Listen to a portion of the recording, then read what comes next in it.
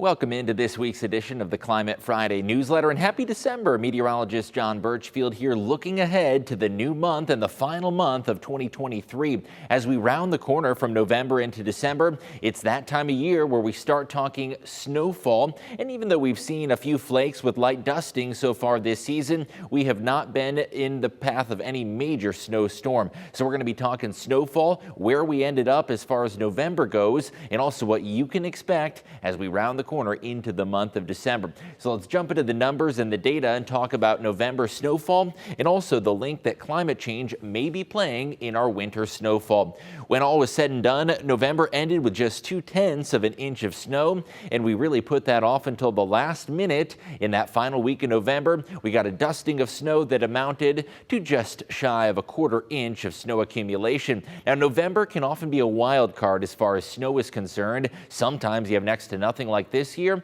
and other Novembers can bring well over a foot of snow. The snowiest November on record, that title goes to 1966 with 17.9 inches of accumulation. Can you imagine that? 1.5 feet of snow on the ground in the month of November. We ended up on the lower side of the spectrum this year, and as we head into December, it is very likely that trend will continue. Now, a normal November features 1.7 inches of snowfall, but there can be a large variation with some Novembers featuring a lot of snow and others very little, like this one. We still ended up on the lower end of the spectrum, and the typical November featuring just shy of 2 inches of snowfall. Now, if you look at the list ranking the snowiest Novembers on record, one of the characteristics that you'll notice is a lot of those came from the mid-20th century. Could climate change be playing a role? Possibly. Let's look at those numbers. 17.9 inches, that happened in 66. Number 2 was in 1940, just over a foot of snow accumulation.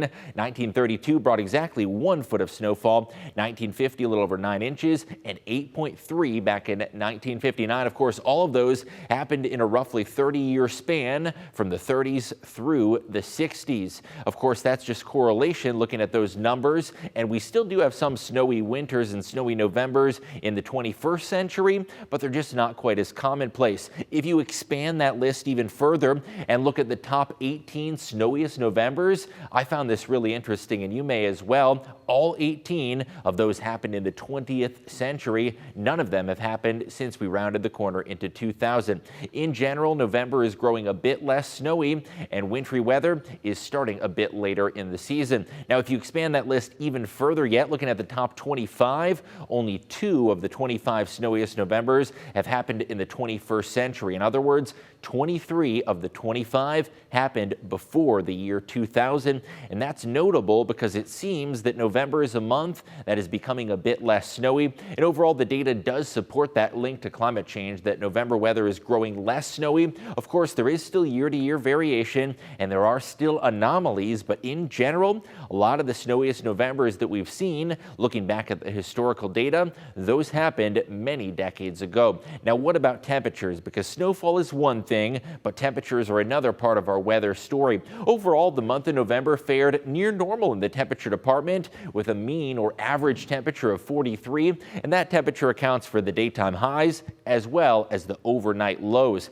Now, the month of November brings some changes, and we had quite the variation and quite the range, expanding those highs and lows, ranging from 69 degrees down to 20 degrees for the chilliest overnight low temperature, a 49-degree swing between the warmest and the coldest, but in average, it equated to a near normal month of November. Now, overall, there are some very anomalous Novembers. Looking at some extremes, the warmest ever recorded was just shy of 50 degrees, and that's the average temperature. Imagine that, 6 degrees warmer than we felt. The coldest, 32 degrees, and of course, that factors in the high and the low, so that is incredibly cold for this early in the season. The wettest in terms of rainfall, that was 7.15 inches of rain, and that one did happen in the 21st century in 2011. Of course, while November snow is becoming less common, November precipitation in general, that is something we're still seeing, as evidenced by that 2011 November. The snowiest, we talked about that one earlier, 1966, with about 1.5 feet of accumulation. So that's just the data looking at Toledo in northwest Ohio and southern Michigan. But what about across the country? How is November changing? What does the data show us about the link to climate change? Well, we've looked at over 200 cities, in fact, 200 241 across the country.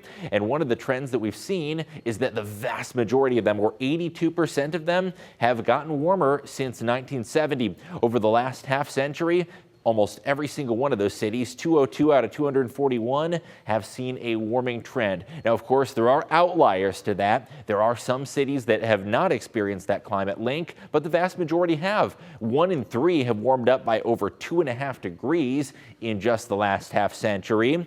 So that's also pretty noteworthy. And the biggest warming trend, at least for the month of November, that has happened in the Great Plains region and also the desert Southwest. And that is likely something that doesn't come as too much of a surprise that those two regions have seen the biggest uptick in temperatures. Well, we've certainly seen a warming trend here in Toledo, here in Ohio and Michigan. The greatest warming trend, at least due to climate change, in the desert Southwest and in the Great Plains, where some spots have warmed by 3 to 5 degrees, if not more, in the last half century. Now, expanding that even further across the globe, the data really doesn't lie that November is a month that is getting more warm at a very rapid rate. Over 46 consecutive Novembers now have been warmer than average across the globe, and that's comparing our 20th century average to the current temperature reports. That's 46 in a row, and there has not been one November that has broken that stretch. So we'll see how many that compounds to, but November in general just keeps on getting warmer.